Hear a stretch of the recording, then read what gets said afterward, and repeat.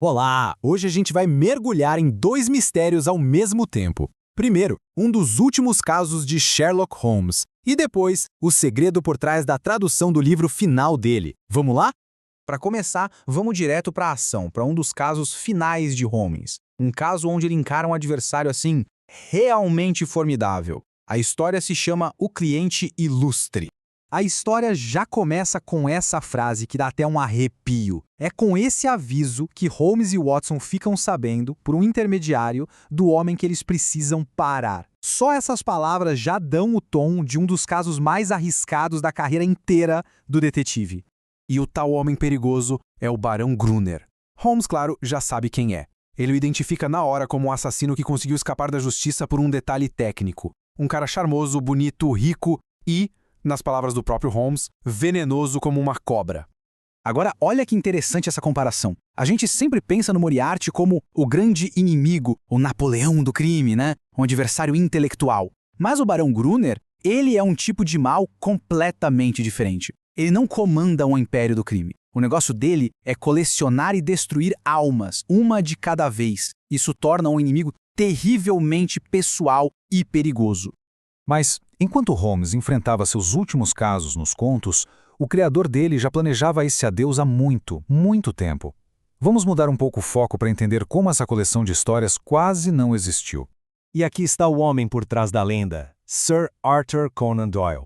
Todo mundo conhece ele por causa do Holmes, mas a verdade é que ele se via como um autor de obras mais sérias, como romances históricos. O sucesso gigantesco do detetive acabou se tornando uma espécie de prisão literária para ele. Essa citação, que vem do prefácio do próprio Conan Doyle para essa coleção, diz tudo. Ele realmente tentou matar o Holmes anos antes, lá na história O Problema Final. Ele sentia que a popularidade do detetive estava ofuscando o trabalho que ele considerava mais importante. Então, o ponto central é esse.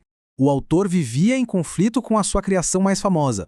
Ele acabou cedendo à pressão do público e trouxe o Holmes de volta. Mas essa coleção final, o livro de casos, foi a sua despedida definitiva com todas as letras. E é isso que nos traz ao livro que está no centro da nossa investigação de hoje. Olha ele aí, o livro de casos de Sherlock Holmes. Não é só mais uma coletânea de contos, é o adeus oficial de Conan Doyle ao detetive que o tornou uma celebridade mundial. Essas histórias foram publicadas ao longo dos anos 20 e elas mostram um Holmes mais velho. E o mais legal, às vezes é ele mesmo quem narra suas histórias, o que é uma mudança bem fascinante da narração clássica do Watson que a gente está acostumado. Esse sumário já dá um gostinho das aventuras que vem pela frente. Cada título é uma promessa de um novo enigma. Tem de tudo, de vampiros a soldados desaparecidos. Isso mostra que, mesmo no finalzinho, os mistérios do Holmes continuavam tão intrigantes como sempre.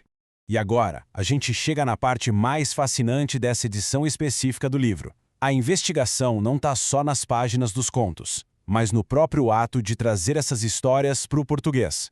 Apresento a vocês os tradutores investigadores de Sherlock. Pois é, este não foi o trabalho de uma pessoa só, mas de um grupo todo. Isso mostra uma abordagem totalmente nova e muito bacana para a tradução de um clássico.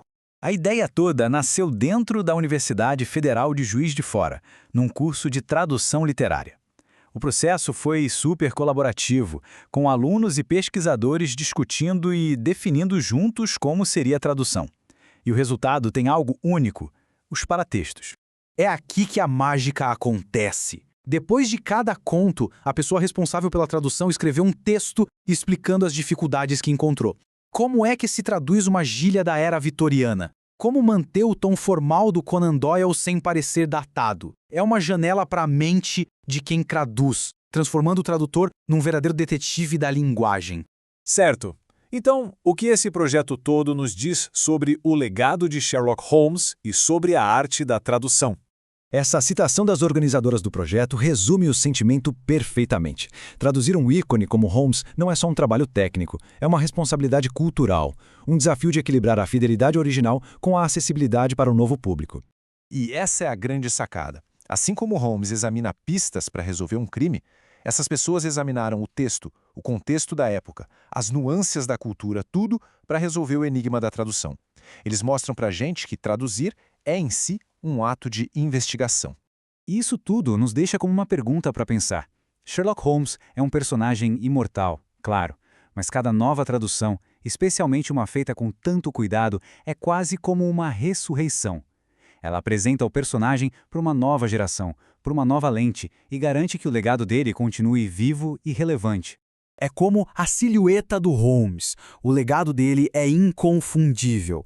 Mas a cada nova tradução, a gente descobre novas pistas sobre a sua genialidade. Parece que o caso, na verdade, nunca está realmente fechado.